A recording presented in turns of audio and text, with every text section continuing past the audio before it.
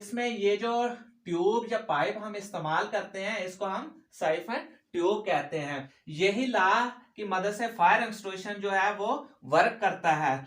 जैसे कि पहले डीसीपी जो है वो ऐसे ऊपर जाता है और फिर उसके बाद ऐसे डिस्चार्ज होता है इस क्रस्ट वेव की शक्ल में। तो इसी वजह से इसमें जो ट्यूब इस्तेमाल होती है उसको हम साइफन ट्यूब स्ट्रक्चर के अंदर एक छोटा सा पंप लगा होता है। जैसे ही हम लीवर को दबाते हैं तो वो पंप ऑन हो जाता है और जो उसके अंदर मटेरियल होता है डीसीपी होता है वो बाहर आ जाता है। क्या ऐसे ही होता है? नहीं जी। फायर एक्सटिंग्विशर किस तरह काम करता है, इसमें कौन सी गैसेस बतौर नट गैसेस इस्तेमाल की जाती हैं और कितने परसेंट इस्तेमाल की जाती हैं, फायर एक्सटिंग्विशर का इंटरनल जो स्ट्रक्चर होता है वो किस तरह का होता है, ये कितने टाइप्स के होते हैं और इनके पार्ट्स क्या है, ये वर्क किस तरह करते हैं, सभी इस वीडियो में मैं आपको बताऊंगा। मैं हूं नदीम एहसान और आप देख रहे हैं अपना यूट्यूब चैनल नदीम अजीम सेफ्टी। तो चलिए स्टार्ट करते हैं। फायर एक्सटिंग्विशर जो होते हैं वो बेसिकली दो टाइप्स के होते हैं।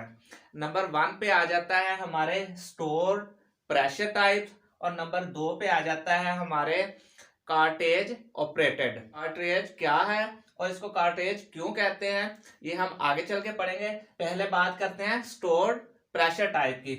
ये हमारे पास एक फायर एक्सटिंग्विशर है स्टोर्ड प्रेशर टाइप का। सबसे पहले इसके पार्ट्स देख लेते हैं फिर उसके बाद इसकी वर्किंग देखेंगे। पार्ट्स में हमारे पास ये आ जाता है बॉटम रिंग और ये ऊपर वाला जो आ जाता है वो नेक रिंग आ जाता है। अरे ये वाला जो पार्ट्स है ये सिलेंडर आ जाएगा। ये जो इसके अंदर ट्यूब होती है इसको बोलते हैं साइफन ट्यूब। साइफन क्यों बोलते हैं ये हम आगे चल के पढ़ेंगे। प्लास्टिक बेल्ट जो कि इस डिस्चार्ज नोजल को होल्ड करके रखता है। उसके बाद आ जाता है ये हैंडल, ये यहाँ पे लगी होती है सेफ्टी पिन, ये प्रेशर गेज, ये डिस्चार्ज नोजल। अब ये जो इसका फायर एक्सटिंग्विशर का है ये वाला पोर्शन होता है यहां से लेके यहां तक। यहाँ पे हम वो मटेरियल फिल करते हैं जिसने आग बुझानी होती है।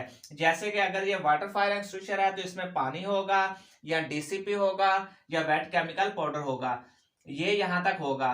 और उसके बाद इस वाले हिस्से में हम जो है वो अनर्ट गैस को फिल करते हैं। अनर्ट गैस यानी कि वो गैस जो किसी के साथ रिएक्शन नहीं करती, वो इस वजह से फिल करते हैं कि ये इसके साथ रिएक्शन ना करे।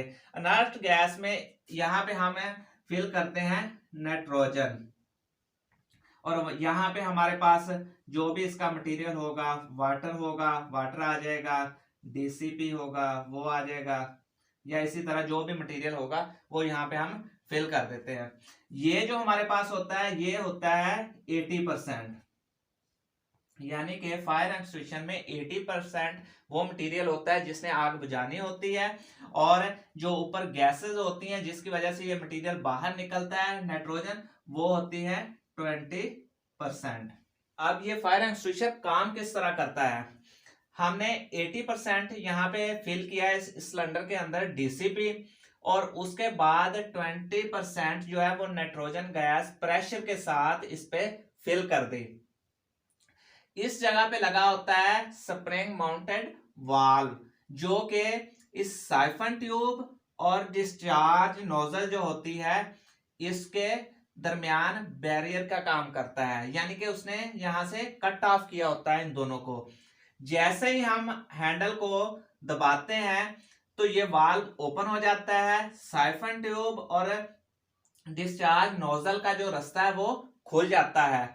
तो ये जो नाइट्रोजन होती है ये प्रेशर के साथ इस डीसीपी को यहां से ऐसे ये यहां से इसके ऊपर फोर्स डालती है क्योंकि प्रेशर के साथ इसको फिल किया होता है।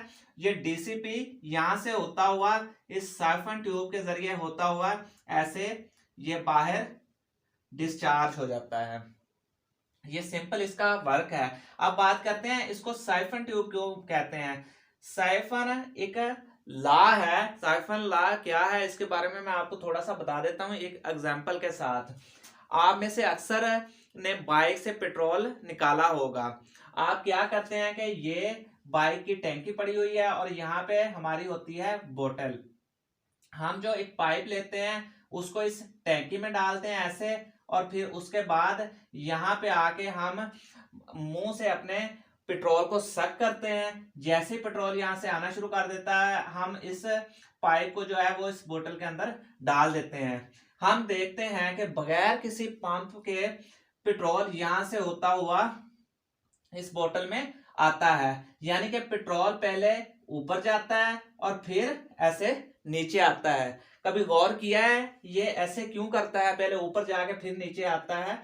तो ये साइफन लॉ की मदद से ये ऐसे पेट्रोल इसके अंदर जाता है।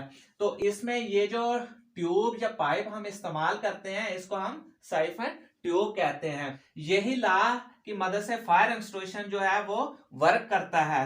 जैसे कि पहले डीसीपी जो है वो ऐसे ऊपर जाता है और फिर उसके बाद ऐसे डिस्चार्ज होता है इस क्रस्ट वेव की शक्ल में। तो इसी वजह से इसमें जो ट्यूब इस्तेमाल होती है उसको हम साइफन ट्यूब कहते हैं। अब बात करते हैं कॉटेज ऑपरेटेड फायर एक्सटिंग्विशर की। सेम इसी तरह का होता है, लेकिन उसमें ये नाइट्रोजन ऐसे हम फिल नहीं करते। उसमें ये वाली जगह जो है ये ऐसे यहां तक जो है हमने डीसीपी फिल करना होता है, और यहां पे हम जो है इस जगह पे हम एक ऐसे छोटा सा सिलेंडर लगा देते हैं। ये वाला जो सिलेंडर होता है ये इस तरह का, इसकी शेप जो होती है जो बंदूक में हमारे पास कारतूस होता है उसकी तरह का होती है, और इसे इंग्लिश में हम कार्टेज बोलते हैं। तो इसी वजह से ये कार्टेज ऑपरेटेड हो गया। इसमें हम CO2 जो गैस होती है उसको हम प्रेशर के साथ इसमें फिल करते हैं और उसके बाद यहाँ पे हम लगा देते हैं।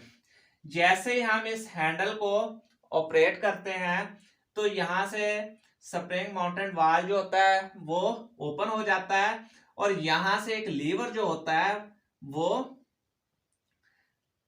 यहाँ पे लगा हुआ जो सुराख होता है इस पे आके लगता है, तो ये यहाँ से सुराख ओपन हो जाता है। जैसे यहाँ से ओपन होता है तो ये यहाँ से CO2 जो है ये ऐसे बाहर निकलती है। बाहर मुराद सिलेंडर के अंदर ही ऐसे निकलती है। तो ये प्रेशर जो है वो इस डीसीपी पे डालती है। जैसे इस डीसीपी पे प्रेशर डाला, यहां से वाल्व ऑलरेडी ओपन हो गया होगा, तो ये प्रेशर के साथ ये यहां से जो डीसीपी होगा वो फिर साइफन ट्यूब के जरिए ऐसे डिस्चार्ज हो जाएगा। दोनों फायर एक्सटिंग्विशर के अपने फायदे हैं और अपने नुकसान हैं, वो हम अगली वीडियो में बयान करेंगे। उम्मीद है कि आपको फायर एक्सटिंग्विशर किस तरह वर्क करता है उसकी समझ आ गई होगी, इसके पार्ट्स वगैरह की समझ आ गई होगी। फिर भी अगर आपका कोई क्वेश्चन हुआ तो नीचे कमेंट्स में आप मुझसे पूछ सकते हैं। मिलते हैं अपनी अगली वीडियो में, तब तक अल्लाह हाफिज।